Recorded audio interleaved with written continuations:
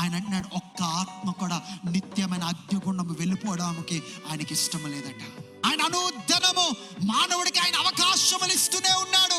ఇప్పుడైనా రక్షింపబడతాడు, ఇప్పుడైనా రక్షింపబడతాడు. ప్రతి మానవుడికి ఆయన ఏం చేస్తున్నాడంటే అవకాశమును ఆయన ఇస్తున్నాడు. ఎవరికి?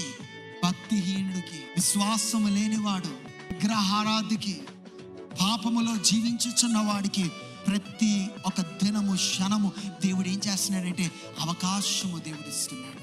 నువ్వు పాప ఊబిలో ఉన్నప్పటికీ నా దేవుడు పైనుండి ఆయన బలమైన హస్తాన్ని చాచుతున్నాడు. ఇదిగో నీకు అవకాశం ఇచ్చుచున్నాను, నా చెయ్యి పట్టుకో, నిన్ను పైకి లేవనెత్తుతాను, నిన్ను ప్రేమించుచున్నాను, నీ పైన నాకు ఏ విధంగా కోపము లేదు, నీ పైన ఏ విధంగా ద్వేషము నాకు లేదు. ఇదిగో నీకు సమయం ఇచ్చుచున్నాను, ఇదే సమయము నా బలమైన హస్తాన్ని నేను పట్టుకో, నేను పైకి లేవనెత్తుతాను అని నా సర్వశక్తి గల దేవుడు ఆయన ప్రేమతో నీతో మాట్లాడుచున్నాడు.